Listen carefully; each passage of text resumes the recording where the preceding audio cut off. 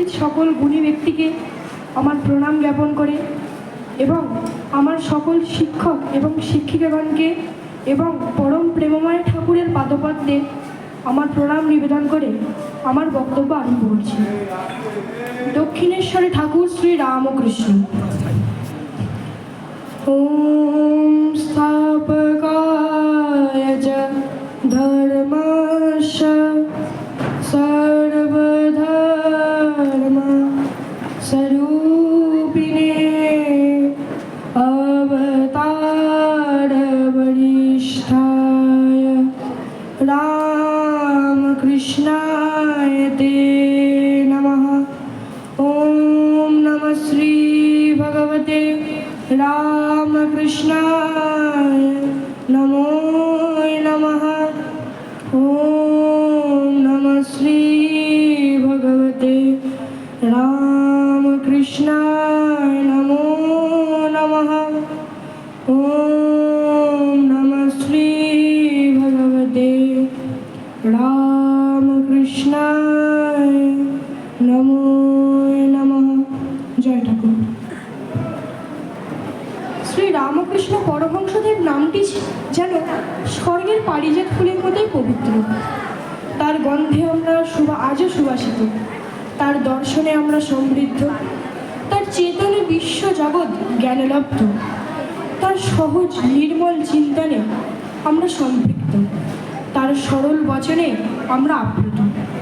প্রকৃতপক্ষে 1836 খ্রিস্টাব্দে কামারপুকুরে আবির্ভূত এই মহাপুরুষের কলকাতায় আগমন অগ্রজ রামকুমার চট্টোপাধ্যায়ের হাত ধরে।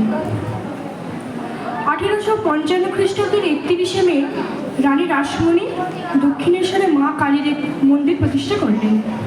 মায়ের নাম দিলেন ভবতারিণী। রামকুমার চট্টোপাধ্যায় দেবীর পূজক নিযুক্ত হলে গদাধর তার সঙ্গে দক্ষিণেশ্বরে আসেন। কিছুদিন পরে তার ভাগ্নে হৃদয়রাম মুখোপাধ্যায় এসে যোগ দেন। গদাধরের সহজ সরল আপনভোলা স্বভাব দেখে রানী রাসমণি এবং তার জামাতা মথুরবাবু তাকে খুব পছন্দ হয়। গদাধরকে মথুরবাবু মায়ের বেশকারীর কাজে নিযুক্ত করান। পরে তিনি মন্দিরের প্রধান পুরোহিত হয়েছিলেন। মন্দিরে থাকতে থাকতে মা ভবতারিণীকে জীবন্ত রূপে দর্শন করার জন্য আকুল হয়ে উঠলেন গদাধর। ভগবান এবং ভক্তের মধুর সম্পর্কে বিশ্বাসী ছিলেন গদাধর। তাই নন্দোৎসবের দিন গোবিন্দজির পা ভেঙে গেলে তিনি সেই বিগ্রহ বাতিল করার পরিবর্তে বলেন, হ্যাঁ গা, রানীর জামাইদের কারো পা ভাঙলে তাদের কি ত্যাগ করা হবে নাকি তাদের চিকিৎসার ব্যবস্থা করা হবে? এখানেও তেমনি মূর্তির পা জুড়ে পুজোর ব্যবস্থা করা হোক। তিনি এই সময় মাতৃদর্শনের জন্য রাত্রিবেলা গভীর জঙ্গলে গিয়ে তপস্যা করতেন। তার পূজার পদ্ধতি ছিল বড় অদ্ভুত। তিনি নিজের মতো করে পুজো করতেন, ভোগ মাকেও খাওয়াতেন, আবার নিজেও খেতেন। নেচে গেয়ে আনন্দে বিভোর হয়ে তিনি পুজো করতেন। সেখানে ছিল না কোনো লোক দেখানো ভাব। মাতৃদর্শনের পর তিনি একের পর এক সাধনায় সিদ্ধ হয়েছিলেন। শ্রী রামকৃষ্ণদেব ছিলেন সত্যের পূজারী। তিনি বলতেন, সত্যের জন্য সব কিছু ত্যাগ করা যায়, কিন্তু কোনো কিছুর জন্য সত্যকে ত্যাগ করা যায় না। তিনি মানুষের মনও খুব ভালো বুঝতে পারতেন। তাই একবার দক্ষিণেশ্বরের মন্দিরে বসে রানী রাসমণি জপ করতে করতে বিষয় চিন্তা করছিলেন। কিছুক্ষণ পরে রামকৃষ্ণদেব হঠাৎ গান বন্ধ করে রানীর গালে মারলেন এক চাপ আর বললেন যে, হ্যাঁ গা, এখানেও ওই চিন্তা। আসলে তিনি এটাই শিক্ষা দিতে চেয়েছিলেন যে যখন যে কাজটি আমরা করব তখন তার প্রতি যেন আমাদের সম্পূর্ণ মনোযোগ থাকে।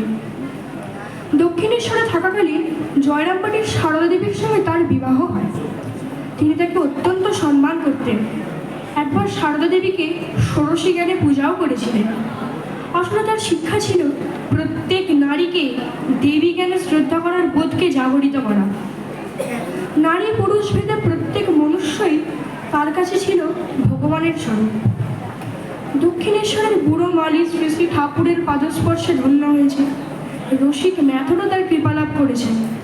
শুধু এনারাই নয়, মুচি ম্যাথর থেকে শুরু করে অত্যন্ত বিদগ্ধজনেরা পর্যন্ত অনুভব করেছেন শ্রী শ্রী ঠাকুরের অনুগ্রহপূর্ণ কৃপা। উপলব্ধি করেছেন তার শিবজ্ঞানে জীবসেবার সারমর্ম। যোগেশ্বরী ভৈরবী তাকে অবতার বলে প্রমাণ করে দিলেন। তোতাপুরীর কাছে সাধনা করে সিদ্ধ হয়ে তিনি হলেন শ্রী রামকৃষ্ণ পরমহংস। নানা ত্যাগী এবং গৃহভক্তরা আসতে আরম্ভ করলেন। এলেন নরেন্দ্রনাথ দত্ত, রাখালচন্দ্র ঘোষ, তারক, বাবুরাম, শশী, লাটু, গিরিশচন্দ্র ঘোষ, বলরাম বসু, দুর্গাচরণ নাগ প্রমুখেরা। আনন্দের হাট বসে গেল দক্ষিণেশ্বরে। সকলেই ঠাকুরের সহজ কথা শুনতে ও ভালোবাসার টানে আসতে লাগলেন দক্ষিণেশ্বরে। তার এই দক্ষিণেশ্বর এক অসামান্য দৈব পীঠস্থানের মাহাত্ম্য বহন করে চলেছে আজও, যা শ্রী শ্রী ঠাকুরের পাদস্পর্শে ধন্য। এখানেই তিনি নরেন্দ্রনাথকে বিবেক চেতনায় উদ্বুদ্ধ করেন এবং তাদের সাংসারিক দারিদ্রতা মোচনের জন্য বলেন, যা মা কয়েছে তোদের আর মোটা ভাত কাপড়ের অভাব থাকবে নি।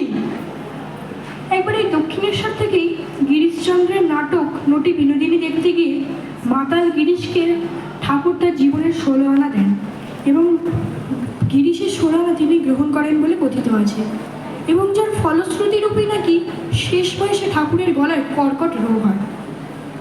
এই সেই দক্ষিণেশ্বর, যেখানে ঠাকুরের লীলার ব্যাপ্তি ছড়িয়ে পড়ে সর্বত্র।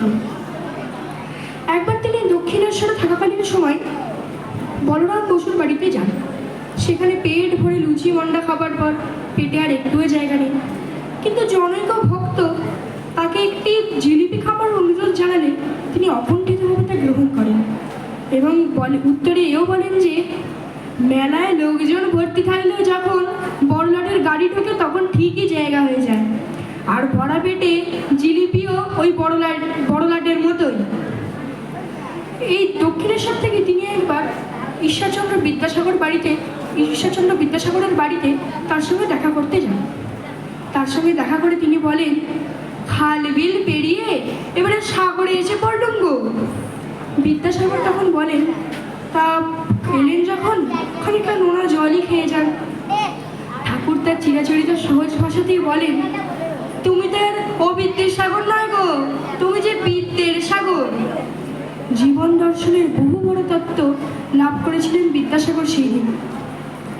একদিন এই দক্ষিণেশ্বরে তিনি লাটু মহারাজকে বলেন, ওরে লেটো, তুই যা ধ্যান করছিস দেখ রে, সে তোদের রুটি বেলছে গা। এই মানবতার কথা বলতে বলতে তিনি একদিন ভাবমুখে শিবজ্ঞানে জীবসেবার কথা বলেন, যা নরেন্দ্রনাথের হৃদয় স্পর্শ করেছিল। এর মধ্যেই লুকিয়েছিল পরবর্তীকালে শ্রী রামকৃষ্ণ সংঘের বীজ।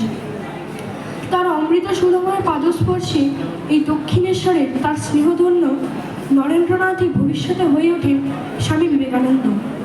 তৎসহ রাখালচন্দ্র ঘোষ হন স্বামী ব্রহ্মানন্দ, তারক হন স্বামী শিবানন্দ, শশী হন স্বামী রামকৃষ্ণানন্দ, লাটু হন স্বামী অদ্ভুতানন্দ এবং বাবুরাম হন স্বামী প্রেমানন্দরূপী ঠাকুরের যোগ্য উত্তরসূরি। সামগ্রিকভাবে বলতে গেলে নরেন্দ্রনাথ, বঙ্কিমচন্দ্র, গিরিশ ঘোষ, কেশবচন্দ্র সেন, বিদ্যাসাগর প্রভৃতি বিদগ্ধরা শ্রী রামকৃষ্ণরূপী জ্ঞানবৃক্ষটিকে আপন হৃদয় লালন করেছেন আজীবন। ঠাকুর গাইতেন, এ জানে কালী কেমন, স্বরদর্শনে না পাই দর্শন। হতবাক বিদ্যাসাগর, যিনি কিনা স্বরদর্শনেরই পণ্ডিত, অথচ এত সহজ সরল ভাষায় বিশ্লেষণ, এই যে মহাজ্ঞানীর আত্মবিশ্লেষণের সারাংশ। ঠাকুরের মাহাত্ম্যে পাপী তাপী খুনে ডাকাত সহ জ্ঞানী মূর্খ নির্বিশেষে সাকার ও নিরাকার সব একাকার হয়ে পরমহংসে বিলীন হয়েছে ওই দক্ষিণেশ্বরের পাগল ঠাকুরটির পাদপদ্মে। আজ আমার এই ক্ষুদ্র জ্ঞান পরিসরের বিনীত অঞ্জলি শ্রী শ্রী ঠাকুরেরই পাদপদ্মে অর্পণ করলাম, যেন তোমার দেখানো পথেই শিবজ্ঞানী জীবসেবার সারমর্মই আমার আগামী জীবনের পাথেয় করে তুলতে পারে। জয় ঠাকুর, জয় শ্রী শ্রী রামকৃষ্ণ পরমহংস দেব কি জয়। নমস্কার।